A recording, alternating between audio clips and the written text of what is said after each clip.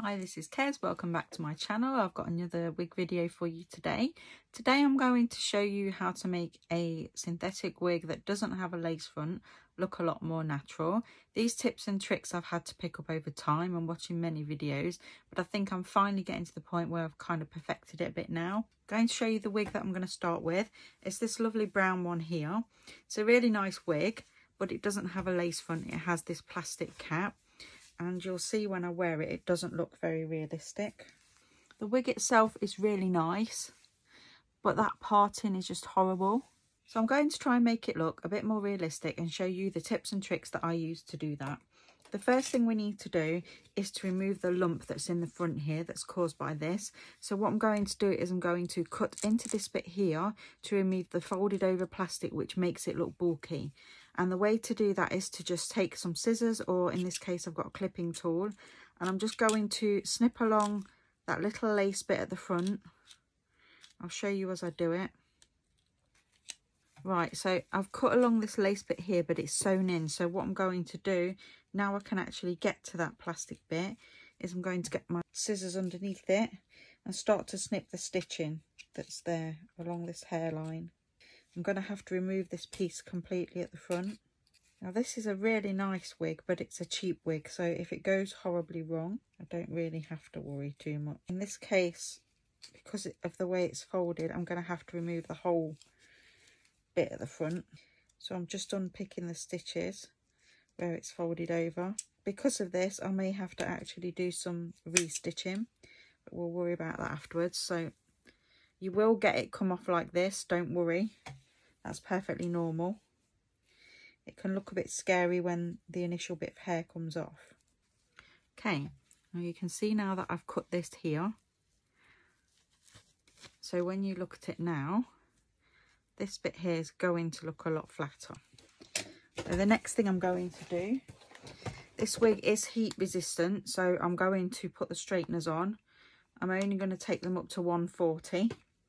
So try and use ones that have a temperature gauge control. While we're waiting for those to heat up, I'm going to show you what else you can do with it.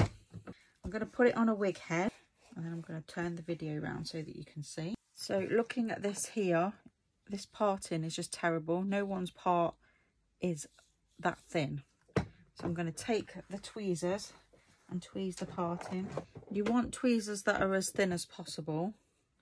These are the ones I've got, and we're going to use the sharp bit. I'm just going to start on one side with the thinnest part of the tweezers, and I'm just going to start plucking a little bit of hair. It's not a lot because I don't want it to look too wide, because then it just again doesn't look realistic if you get carried away. Just remove a little bit at a time. The hair will come out when you pluck it, that's normal. But I'm just going to make it look a little bit more like a scalp. You can see underneath it's got this skin coloured scalp, which is classed as an artificial scalp. Now, if you've watched my previous videos, you'll all know how much I generally hate them. But I have found things you can do to improve them. Now, this part was really close together, so it's taking a little bit more picking than I'd usually do. Usually I'd only pluck a little bit.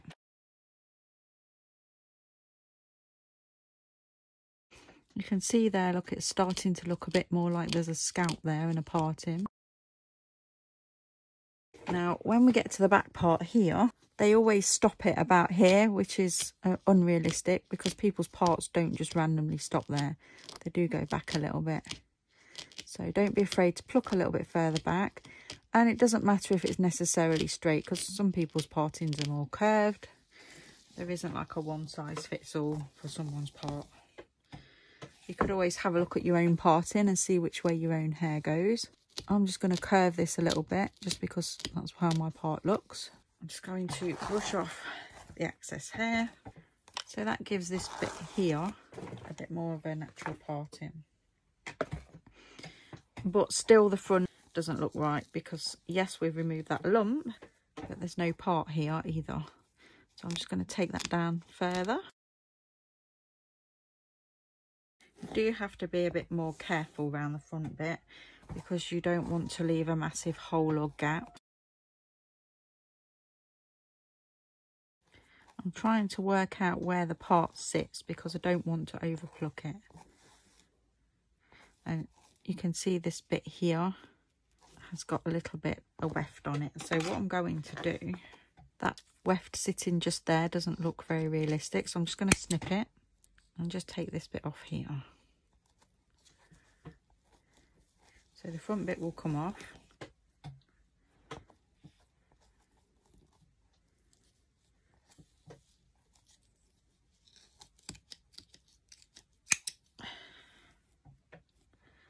But it's still going to leave a little bit of hair either side, which is fine because we do want it to still look natural. So now this is where the straighteners come in. So now these are at 140. I'm just going to put them underneath, just literally there, and just push down a little bit. Now I know this hair is heat resistant, so I'm not too worried about doing this. I know it's not going to melt the actual hair, but it will just melt that plastic a little so I can make it flatter. And usually what I like to do is apply the heat to it first, and then just use my fingers to flatten it out because it makes it more durable and bendy, so you can stretch it a little bit.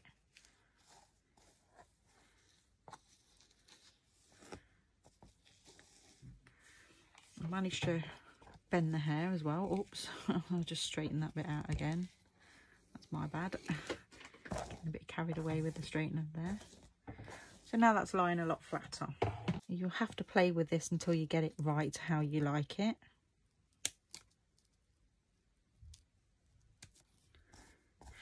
I think that's fine now. This is the next stage, and this is the one that I've had to work out myself.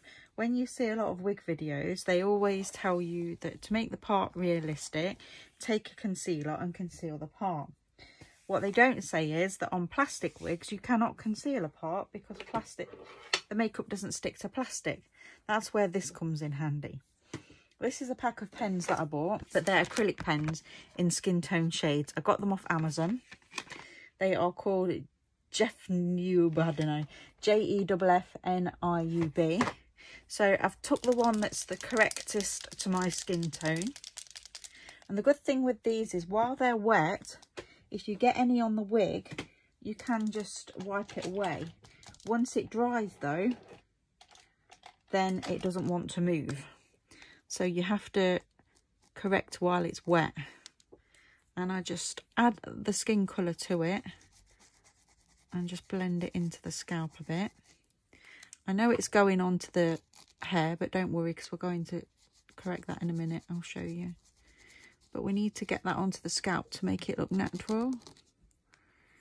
Now these come in various shades, so you can play around and try and find one that best matches your hair colour.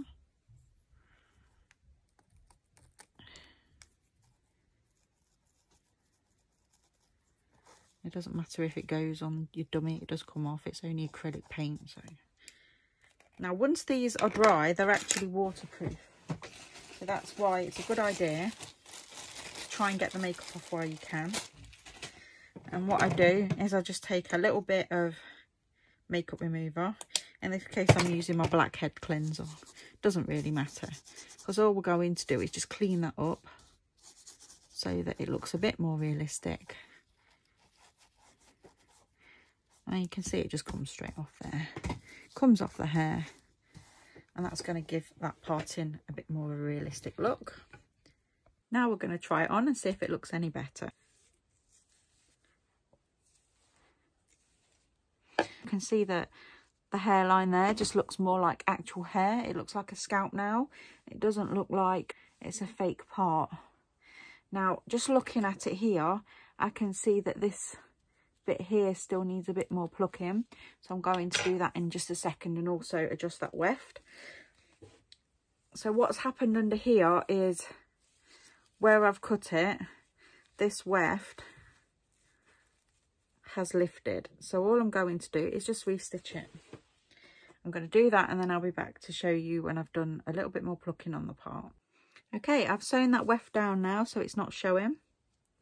It was this side it was showing. And all I did is literally take a needle and cotton and I've sewn it to the inside there so that it's secure, so that it doesn't lift up and cause any problems. And I'm really loving this wig now. It's looking far more realistic. I also just took the part a little further back there and again did the same trick and added in that little bit of skin colour. And there you have it. That hard, horrible part is gone now. Looks a bit more like real hair. The other thing you can do is take your tweezers and just tug the hair gently here at the root. Now, I'm not actually removing hair. I'm just moving it over slightly and tugging it out so that it gives like a baby hair effect. Because then it looks more like a hairline. So all these little bits that were stuck under the cap, I'm now pulling out to make it look like it's actually part of the wig and not just random. If you want to, and you're like me and you like to have bits that frame the face, you can also take your scissors and just angle them down and cut a few bits. I tend to keep mine very light. I don't take a lot off just because I want it to look a bit thin around the face like normal hair, but I don't want it to look like it's broken and damaged. But it just gives it that bit more of a roughed up appearance around the hairline. And generally hair isn't that straight. I check the ends as well and just make sure the ends aren't too thick. On this one, I've already trimmed the ends. There's two ways you can do that. You can either use a thinning shear, or you can cut into it like that way up to thin the ends out a little. I've already done it, so I'm not going to do it again.